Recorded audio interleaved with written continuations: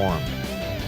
Finally, after 5 days of unchecked violence, Cinna could stand no more and ordered his own troops to put a stop to Marius' men.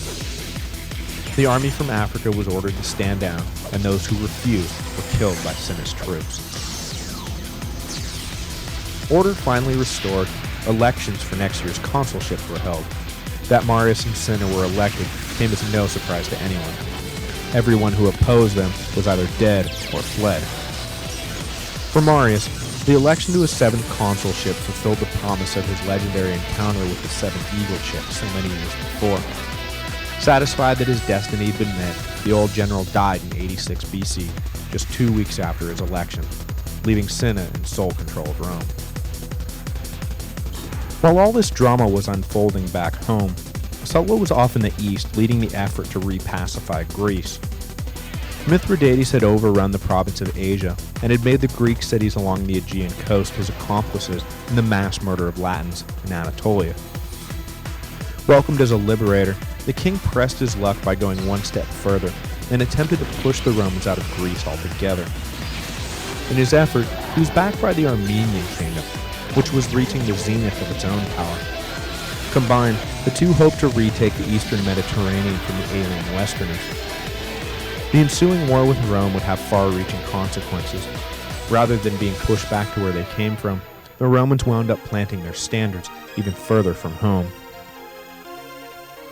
When Sulla crossed over to Epirus in 87 BC, he found that Mithridates was well on his way to turning the Greeks against Rome.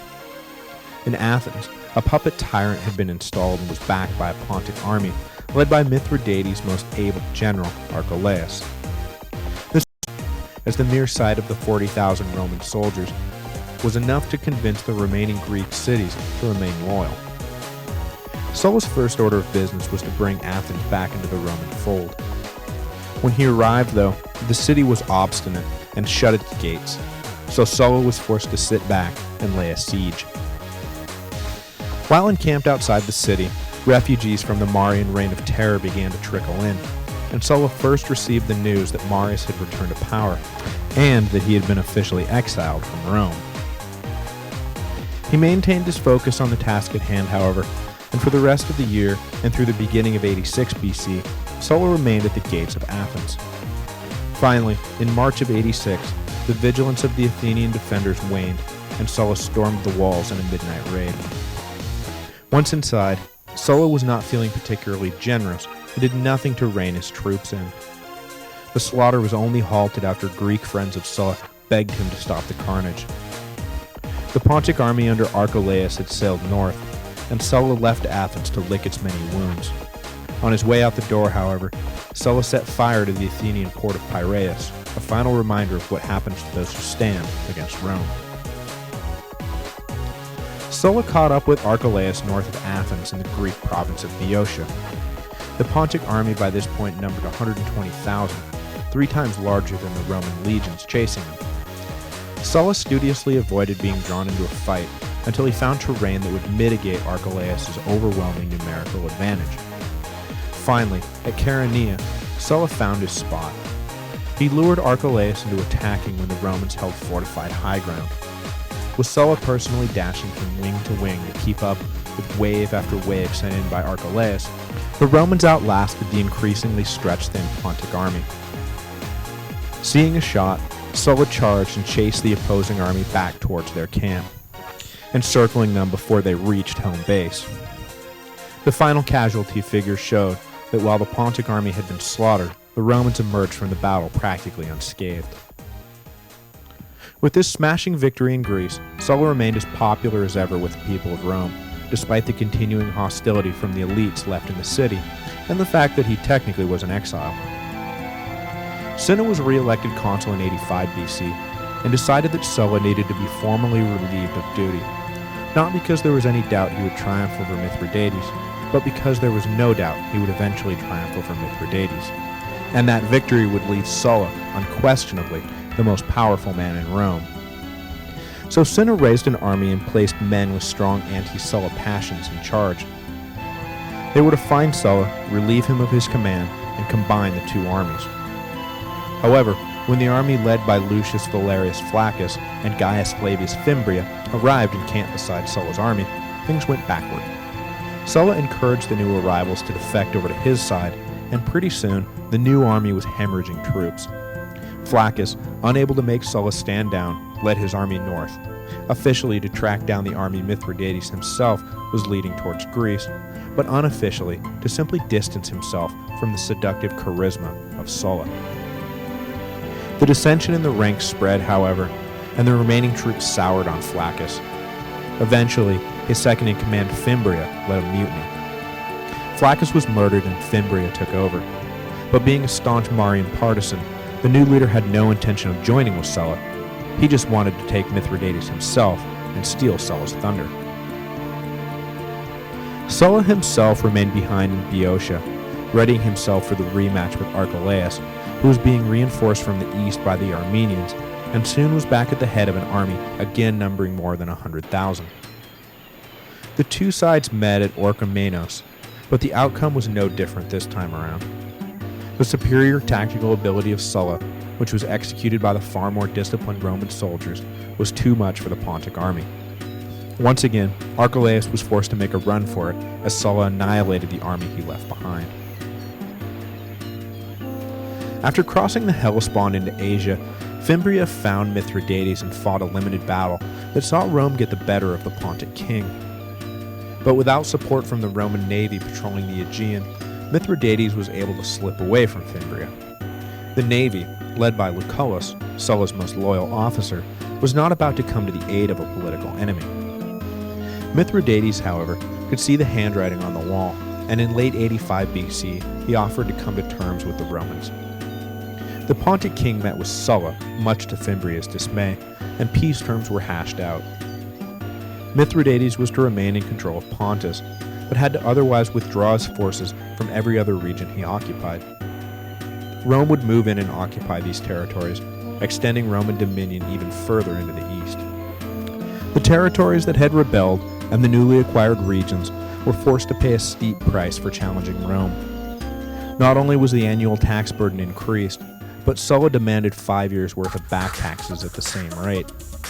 The financial punishment left most of Anatolia deep in debt and unable to direct their wealth towards any other end than paying back Rome. This, in addition to filling Rome's coffers, kept them from making further mischief. With the war against Mithridates settled, Sulla returned to his war against his domestic political opponents. Fimbria, who had taken command of the province of Asia, was of immediate concern. The mutinous general talked a good game, but the minute Sulla crossed the Hellespont, Fimbria committed suicide, knowing he was no match for Sulla and would likely be executed one way or the other for his actions. With the east fully pacified, Sulla began to strategize about a return to Rome. Cinna, who had effectively run the city for the past few years unopposed, was well aware that if Sulla came back, the party would come to an abrupt end. Taking advantage of some minor commotion in Illyria, Cinna raised an army to quell the unrest. The fact that Illyria lay directly between Sulla and Rome had nothing to do with Cinna's desire to march an army there, of course. In his haste, bordering on panic, to get his army in place, Cinna, however, pushed his troops too hard, force marching them through snowdrifts to reach Illyria in time to block Sulla's path. In one of history's mutiny, and stoned the four-time consul to death. The path to Rome now lay open, and hearing the news, Sulla immediately ordered his troops to head home. Sulla, it seemed, was marching on Rome. Again. There will be no episode next week, as I will be spending the weekend moving across town, but in 2 weeks, we'll return for Sulla's second march on Rome, the crowning of Rome's first dictator for life, and, inexplicably, the retirement of Rome's first dictator for life.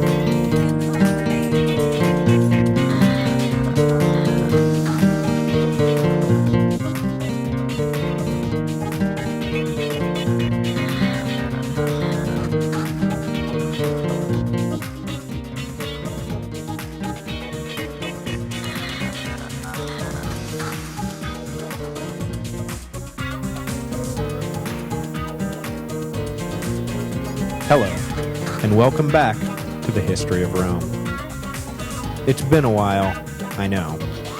So let's quickly recap where we're at. In 85 BC, Sulla won his war in the east against Mithridates and came to terms with the rebellious king. While the war in Asia unfolded, Sulla had been too busy to worry about the fact that technically he was in official exile from Rome, a consequence of his political struggle with the now dead Marius and the soon-to-be dead Cinna. But having emerged victorious abroad, it was time to turn back to his domestic political problems. Cinna, who had been in sole control of Rome since Marius' death 3 years earlier, knew that Sulla's imminent return did not bode well for him, his career, or his life. So he organized an army to stand between Sulla and Rome. But in his haste to block Sulla, Cinna pushed his own troops too hard and was murdered in a mutiny in 84 BC. So that's where we left off, with Sulla preparing to march back to Rome, and, well, let's pick it up there. Inside Rome, news of Sulla's imminent return was met with panic. Please recall that during Marius and Cinna's reign, most of the Sullan supporters had been purged, so the state was staffed with fierce Marian partisans who dreaded the return of their mortal enemy. In anticipation of a coming battle, the consuls chosen for the year 83 BC were both fierce opponents of Sulla. They were also, as it would turn out, no match for him either. Sulla was able to cross the Adriatic unopposed and landed in the heel of Italy at the head of 5 legions. Both consuls raised armies to prevent Sulla from moving north. Gaius Norbanus finished his preparations first and marched quickly, intent on bottling up Sulla where he had landed. But his army was made up of fresh recruits, and he himself was not a general anywhere near his rival's class. Sulla blew through Norbanus without breaking a sweat. The defeated consul was forced to flee with the remainder of his army to Capua. Next, the other consul, Cornelius Aciagenus, marched south at the head of his army to see if he could do any better. But he didn't even get as far as Norbanus did. Upon intercepting Sulla, Aciagenus' army began defecting in droves to Sulla, and the consul was forced to surrender without ever drawing his sword. To the Roman aristocracy, it was not hard to tell which way the wind was blowing, and many nobles who had done their best to ride out the troubles in inconspicuous neutrality now began to openly break for Sulla. The governor of Africa, for example, Metellus Pius, a highly respected general in his own right, took it upon himself to throw Marian partisans out of his province and thus deny Sulla's enemies a source of recruits and supplies. Within the city limits, however, it was still dangerous to support Sulla, and one last round of violence against his allies swept through the city.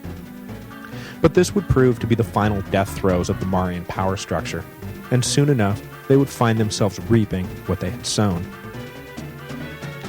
In addition to Metellus' support in Africa, Sulla also found support in Spain from Marcus Licinius Crassus, who, in due course, would become the richest man of his time and one of the 3 triumvirs. Crassus marched an army east to Italy, where he planned to aid Sulla win control of Rome. The second of the 3 triumvirs, Pompey Magnus, also decided his ambition was best served by throwing his lot in with Sulla, and, raising an army of his own, announced his intentions to fight for the exiled general. We will get to the third triumvir, young Julius Caesar, in a moment. Near the end of his term in office, the consul Aciagenus, who had been set free by Sulla, led a new army against the 23-year-old Pompey, who had positioned himself in North Italy. The consul clearly had no wish to relive the embarrassment of losing his army without a fight to the charismatic Sulla.